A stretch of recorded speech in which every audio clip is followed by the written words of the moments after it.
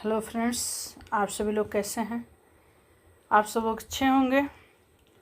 और आज मैं हिंदी साहित्य से कुछ बहुत ही महत्वपूर्ण क्वेश्चंस लेकर के आए हुए हैं। इस क्वेश्चंस को आप लोग देखिए, सुनिए और इसका अनुसरण करिए। तो फिर हम आप को जो क्लास है उसको बिना स्किप किए हुए आप लोग लास्ट तक देखिए वीडियो को। अच्छा लगे लाइक शेयर सब्सक्राइब करना ना भूलें। चलिए आज क्लास को शुरू किया जाता है दोस्तों। क्वेश्चन है, हिंदी साहित्य का आदि कवि किसे माना जाता है। तो हिंदी साहित्य का आदि कवि जो है वो सरहप्पा को माना जाता है। किसको माना जाता है? सरहप्पा को माना जाता है। ठीक है। अगला क्वेश्चन, रामचरितमानस की रचना किसकी है। रामचरितमानस जो है वो किसकी रचना है? आंसर है गोस्वामी तुलसीदास जी। ठीक है। अगला क्वेश्चन, हिंदी साहित्य के चार काल जो हैं वो कौन कौन से हैं। ठीक है। तो हिंदी साहित्य के चार काल जो हैं वो आदिकाल, भक्ति काल, रीति काल और चौथा है आधुनिक काल। क्या है? आधुनिक काल। अगला क्वेश्चन, कबीर जो थे, कबीरदास जी किस काल के कवि थे। ठीक है। तो कबीर भक्ति काल के निर्गुण जो शाखा कवि थे वो भक्ति काल के थे। ठीक है। अगला क्वेश्चन, कामायनी किसकी रचना है और यह किस विधा की है। कामायनी किसकी रचना है और किस विधा की है। देखिए बहुत बढ़िया क्वेश्चन है ये। कामायनी जनशंकर प्रसाद जी की रचना है और यह एक महाकाव्य है। क्या है? ये महाकाव्य है। ये पूछता है कामायनी महाकाव्य है कि ग्रंथ है कि क्या है। तो ये कामायनी जो है वो महाकाव्य है। ठीक। अगला क्वेश्चन, गीतांजलि का हिंदी अनुवाद किसने किया है।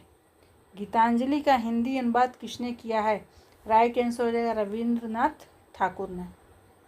अगला क्वेश्चन, सूर्यकांत त्रिपाठी निराला किस काल के कवि थे। सूर्यकांत त्रिपाठी निराला जो थे वो आधुनिक काल के मतलब छायावाद युग के कवि थे। ठीक है। गोदान उपन्यास किसने लिखा है? मुंशी प्रेमचंद ने। राइट आंसर हो जाएगा मुंशी प्रेमचंद ने। मधुशाला के रचनाकार कौन हैं? Right answer. देखिए ये क्वेश्चन बहुत ही इम्पोर्टेंट है, महत्वपूर्ण है।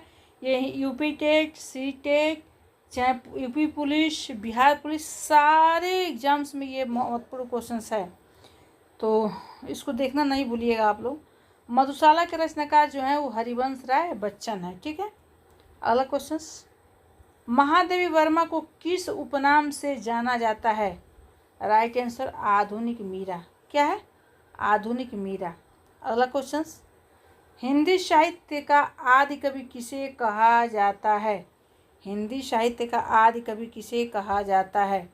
राइट आंसर वाल्मीकि जी को कहा जाता है। ठीक है। यहाँ वो छूट गया लग रहा है। आदि कवि हिंदी साहित्य के वाल्मीकि जी को कहा जाता है। किसको कहा जाता है? वाल्मीकि। ठीक। अगला क्वेश्चन, हिंदी साहित्य के प्रमुख चार जो काल हैं वो कौन कौन से हैं। अगला फर्स्ट होगा आदिकाल, दूसरा होगा भक्ति काल, तीसरा होगा रीति काल और चौथा होगा आदिक काल जो 1900 ईस्वी से वर्तमान तक है। ठीक है ना। अगला क्वेश्चन, कबीर साहित्यिक किस काल के कवि थे। कबीर किस साहित्यिक काल के कवि थे। कबीरदास जी किस साहित्यिक काल के कवि थे। तो कबीरदास जी भक्ति काल के निर्गुण काव्यधारा के कवि थे। ठीक है। अगला क्वेश्चन, हिंदी गद्य का पितामह किसे कहा जाता है। तो भारतेंदु हरिश्चंद्र जी को हिंदी गद्य का पितामह कहा जाता है। चलिए अगला क्वेश्चन, रामचरितमानस किसने लिखी। रामचरितमानस जो है गोस्वामी तुलसीदास जी ने लिखी थी। ठीक है। अगला क्वेश्चन, सूरदास किसके भक्त थे और उनकी प्रमुख रचना क्या है। अगला क्वेश्चन, सूरदास श्री कृष्ण के अनन्य भक्त थे। उत्तर हो जाएगा और उनकी प्रमुख रचना सूरसागर है। ठीक है। नेक्स्ट क्वेश्चन, हिंदी साहित्य में छायावाद के चार जो प्रमुख कवि हैं वो कौन कौन से हैं। तो राइट आंसर हो जाएगा जयशंकर प्रसाद, सुमित्रा नंदन पंत, महादेवी वर्मा और सूर्यकांत त्रिपाठी निराला। अलग क्वेश्चन, गोदान उपन्यास के लेखक कौन हैं?